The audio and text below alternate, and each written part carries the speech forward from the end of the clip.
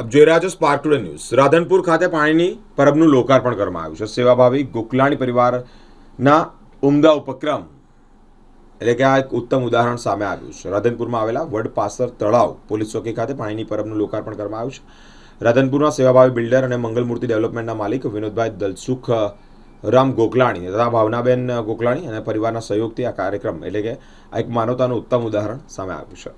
કાંઠે આવેલું આપણું રાધનપુર નગર, એમાં પણ આ નગરમાં રણમાં વીરડી સમાજ શ્રીરામ સેવા સમિતિ પર અનેકવિધ સેવાઓ આ વિસ્તારમાં થઈ રહી છે અને શ્રીરામ સેવા સમિતિની સેવાની પ્રેરણા લઈ અને સમગ્ર ગુજરાતે અનેકવિધ સેવા પ્રકલ્પો ચાલુ કર્યા છે। એમાં પણ જ્યારે અત્યારે ઉનાળાની કાળઝાળ ગરમી ચાલી રહી છે ત્યારે 15 જેટલી પરબો શ્રીરામ સેવા સમિતિ દ્વારા ચાલુ કરવામાં આવી છે। એમાં પણ આપણી ભારતીય સંસ્કૃતિમાં માટીમાં જે પાણી છે એનું મહત્વ રહેલું છે, એટલે છેલ્લા 2 વર્ષથી રામ સેવા સમિતિ દ્વારા ગઢાની અંદર ઠંડુ અમૃત તુલ્ય પાણી લોકોને આપી રહ્યા છે। સાથે સાથે પરબની સાથે વિસામાનું પણ આયોજન છે।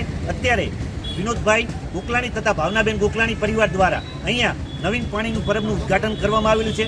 આ પરબ આ જ પરિવાર દ્વારા વર્ષોથી ચાલતી હતી। આ પરબનું નવીનીકરણ કરી અને આજે આ પરિવાર દ્વારા ભાવનાબેન વિનોદભાઈ ગોકલાણી પરિવાર દ્વારા ફરીથી આજે એનું લોકાર્પણ કરવામાં આવેલું છે અને મા જગદંબા આવી અનેકવિધ પ્રવૃત્તિ કરવાની એમને શક્તિ આપે એવી માના ચરણોમાં પ્રાર્થના। જય સિયારામ।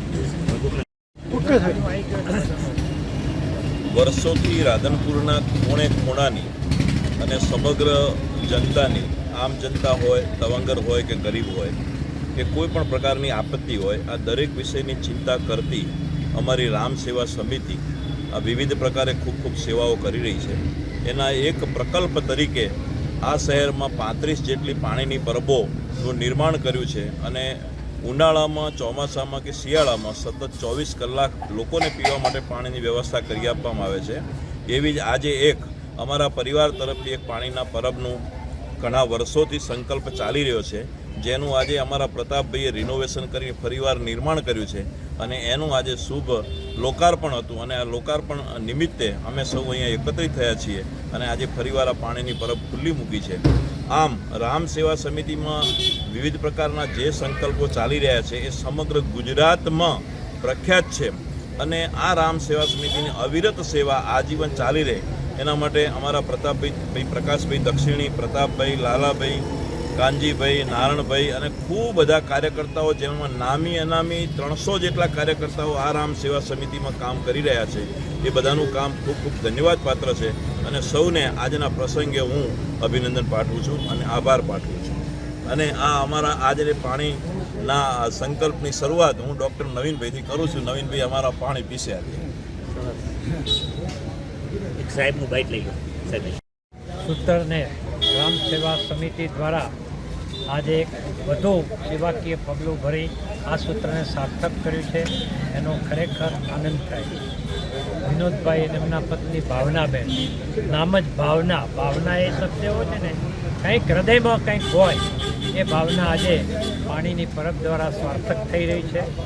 આ વિસ્તાર સરહદી વિસ્તાર છે। ઉનાળાની ધોકધમતી ગરમીમાં પણ પાણી એ મનુષ્યના જીવનનું પહેલું એવું તત્વ છે કે જેને જરૂર પડે જ અને આજે તમામ વર્ગ અહીંથી પાણી પી પોતાની તૃષા છુપાવે અને રામ સેવા સમિતિનું જે સેવાકીય પગલું સતત પ્રકાશભાઈ અને એમની ટીમ એમના નેતૃત્વમાં એક સંપને એક સૂત્રતાથી જે કામ કરી રહી છે અને એના કારણે જ આજે રાધનપુરની સેવાકીય સંસ્થાઓમાં સૌ પ્રથમ પંક્તિની હરોળની સંસ્થા તરીકે સાબિત થઈ છે।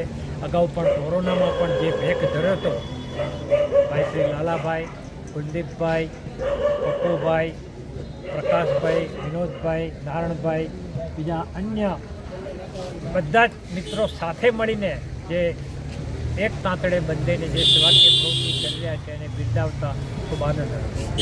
પ્રકાશભાઈ